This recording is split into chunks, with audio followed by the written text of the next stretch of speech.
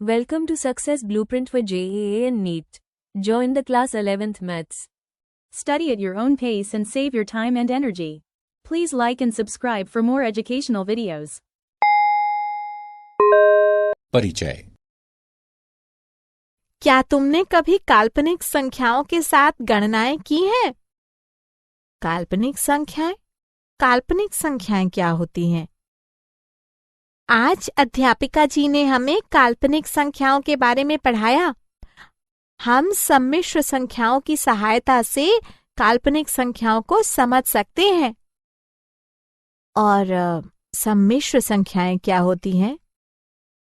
एक सम्मिश्र संख्या वह संख्या होती है जिसमें एक वास्तविक भाग और एक काल्पनिक भाग होता है। क्या तुम सम्मिश्र संख्याओं के बारे में जानना चाहती हो? हाँ, कृपया मुझे बताओ। ठीक है, आओ मैं तुम्हें विस्तार से बताऊं। उद्देश्य। इस पाठ के अंत में आप निम्न करने में सक्षम हो जाएंगे।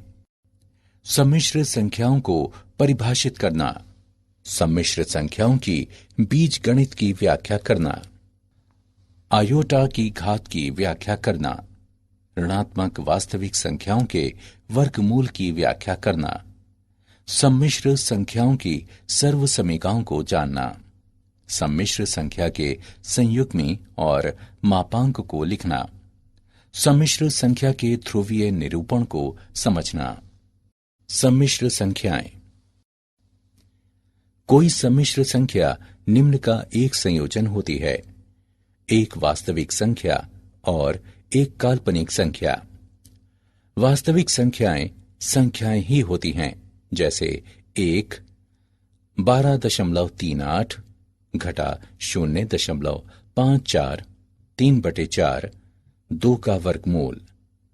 काल्पनिक संख्याएं विशिष्ट होती हैं क्योंकि जब उन्हें वर्ग किया जाता है तो उनसे एक ऋणात्मक परिणाम प्राप्त होता है। एकांक काल्पनिक संख्या 1 है, अर्थात आयोटा जो ऋण 1 का वर्गमूल होती है।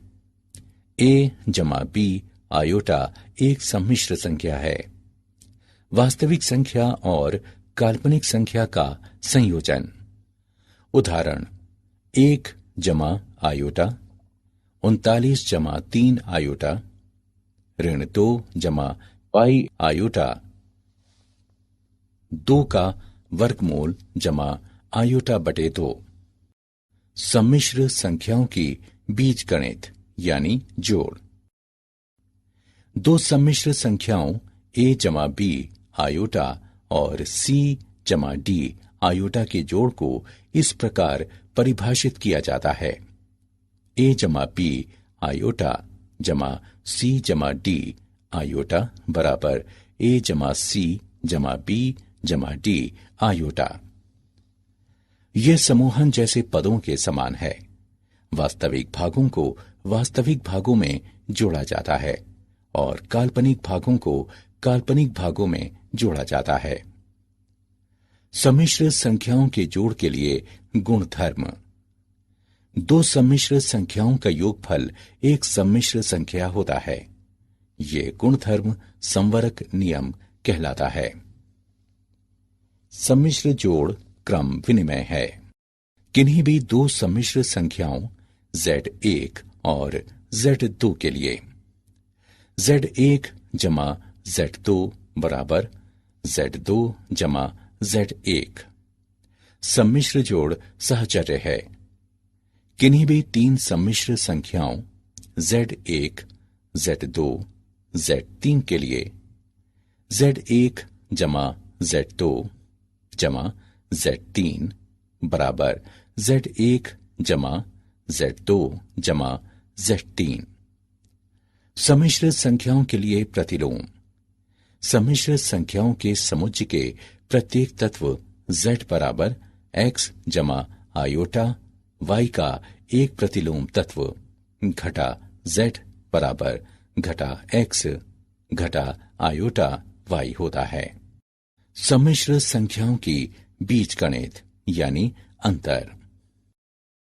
दो सम्मिश्र संख्याओं Z1 और Z2 का अंतर है Z1 घटा Z2 बराबर Z1 जमा Z2। उदाहरण के लिए 4 जमा 2 आयोटा घटा 7 घटा आयोटा बराबर 4 जमा 2 आयोटा जमा घटा 7 जमा आयोटा बराबर घटा 3 जमा 3 आयोटा। इसी प्रकार 6 घटा आयोटा घटा 4 जमा 2 आयोटा बराबर 6 घटा आयोटा जमा घटा 4 घटा 2 आयोटा बराबर 2 घटा 3 आयोटा। सम्मिश्र संख्याओं की बीजगणित। गुणन। दो सम्मिश्र संख्याओं Z1 और Z2 का गुणन है AC घटा BD जमा AD जमा BC आयोटा। दो सम्मिश्र संख्याओं का गुणन एक सम्मिश्र संख्या होता है। इस गुण को संवर्ग नियम कहते हैं। सम्मिश्र गुणन क्रम विनिमय होता है। किन्हीं भी दो सम्मिश्र संख्याओं Z1 और Z2 के लिए Z1 गुणा Z2 बराबर Z2 गुणा Z1 सम्मिश्र गुणन सहचर्य होता है।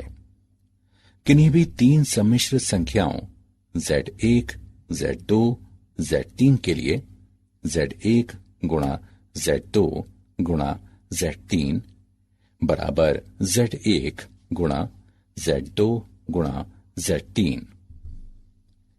सम्मिश्र गुणन के लिए प्रतिलोम। सम्मिश्र संख्याओं के समुच्चय के प्रत्येक तत्व Z बराबर X जमा आयोटा Y का एक प्रतिलोम तत्व 1/Z या Z का प्रतिलोम होता है। वितरण नियम।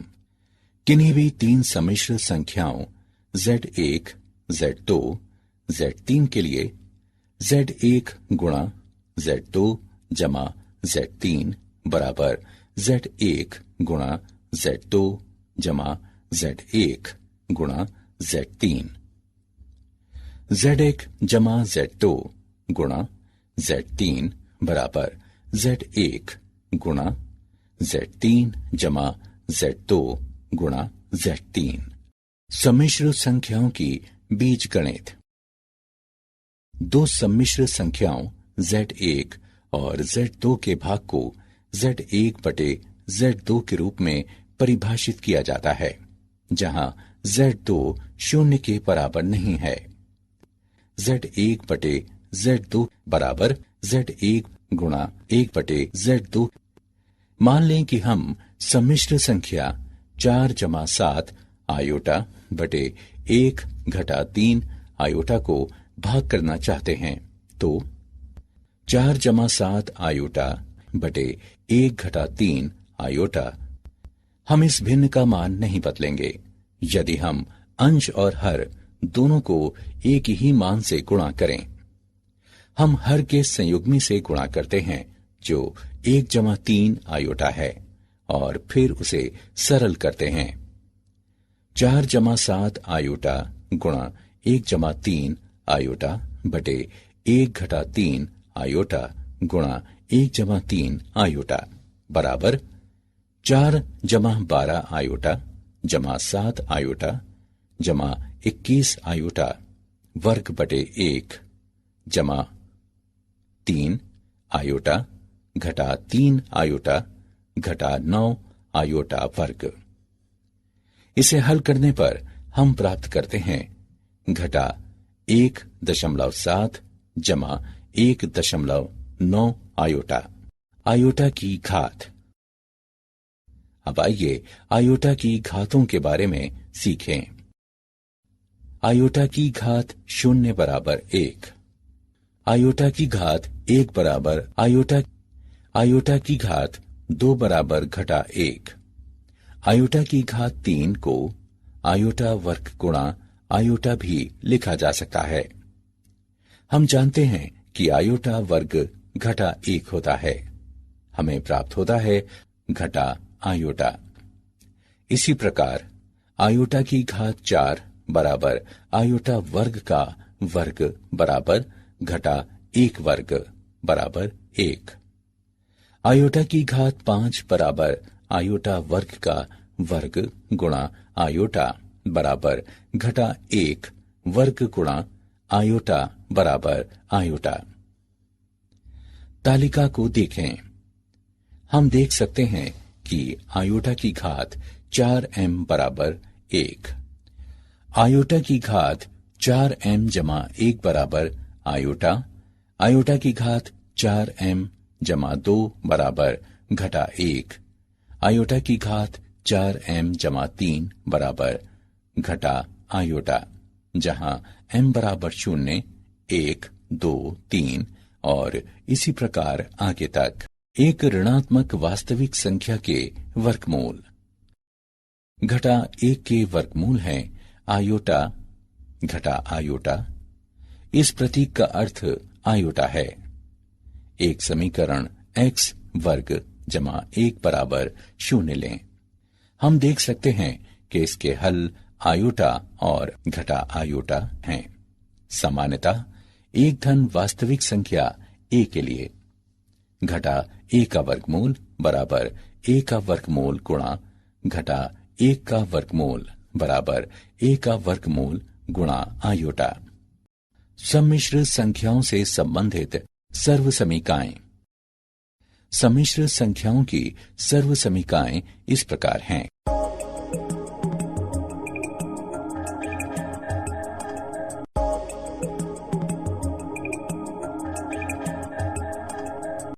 एक सम्मिश्र संख्या का मापांक और संयुग्मी।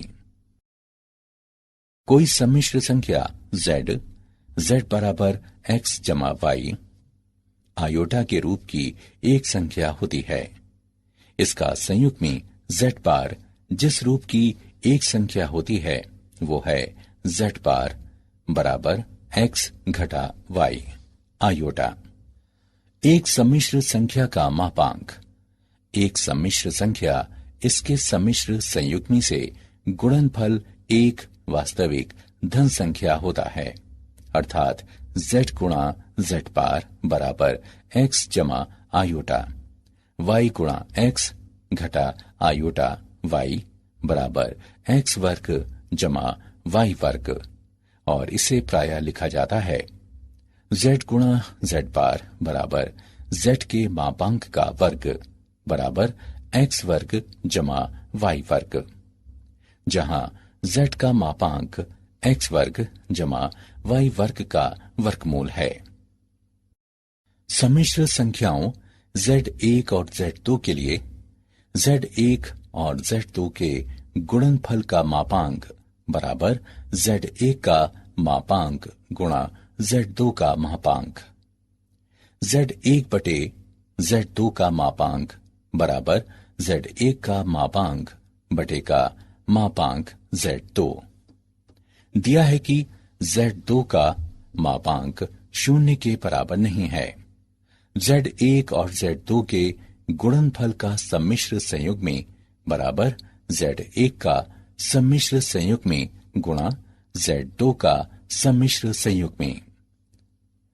z1 जमा घटा z2 का सम्मिश्र संयुग्मी बराबर z1 का सम्मिश्र संयुग्मी जमा घटा z2 का सम्मिश्र संयुग्मी।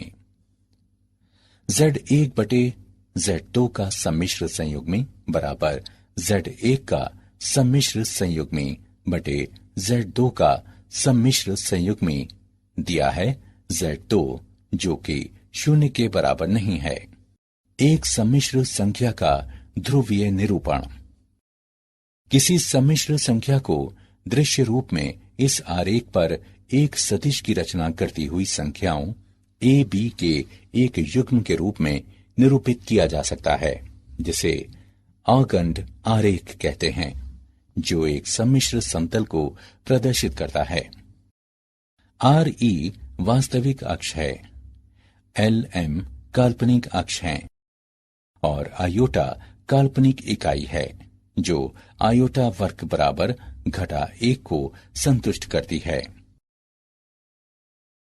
ध्रुवीय निरूपण में एक सम्मिश्र संख्या z को दो मानदंडों r और थीटा में निरूपित किया जाता है।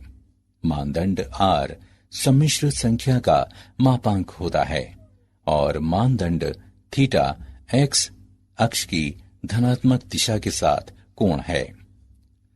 एक सम्मिश्र संख्या का ध्रुवीय रूप है z बराबर r गुणा कॉस थीटा जमा आयोटा साइन थीटा। सम्मिश्र संख्याओं की गुणा व भाग करने में ये निरूपण बहुत उपयोगी है। क्या आप जानते हैं, सम्मिश्र संख्याओं का उपयोग कई वैज्ञानिक क्षेत्रों में किया जाता है, जिनमें इंजीनियरिंग, विद्युत चुंबकत्व, क्वांटम, व्यावहारिक गणित और कियास सिद्धांत शामिल हैं। इतालवी गणितज्ञ जेरोलेमो कार्डेनो पहले ऐसे व्यक्ति हैं जिन्होंने सम्मिश्र संख्या का प्रयोग किया। 16वीं सदी में धन समीकरणों के हल ज्ञात करने के अपने प्रयासों में वो सम्मिश्र संख्याओं को कल्पित कहते थे। सारांश, आइए हमने जो कुछ सीखा है उसे संक्षेप में दोहराएं। संख्या का रूप a जमा आयोटा b, जिसमें a और b वास्तविक संख्याएं हों, एक सम्मिश्र संख्या कहलाती है। a सम्मिश्र संख्या का वास्तविक भाग और b काल्पनिक भाग कहलाता है। मान लें z1 बराबर a जमा आयोटा b और z2 बराबर c जमा आयोटा b, तब समीकरण निम्न होगा। किसी पूर्णांक k के लिए आयोटा की घात 4m बराबर 1 आयोटा की घात 4m जमा 1 बराबर आयोटा की घात 4m जमा 2 बराबर घटा 1 आयोटा की घात 4m जमा 3 बराबर घटा आयोटा। सम्मिश्र संख्या z बराबर a जमा आयोटा b के संयुग्मी को z से निरूपित करते हैं, जो इस प्रकार है। z बराबर a जमा आयोटा b। सम्मिश्र संख्या z बराबर x जमा आयोटा y का ध्रुवीय रूप r गुणा कॉस थीटा जमा आयोटा साइन थीटा, जहां r बराबर है x वर्ग जमा y वर्ग के वर्गमूल के। For chapter-wise notes, MCQs and mind maps, please visit www.success.org.in or use free mobile app. Please subscribe and like for more education videos. Thank you.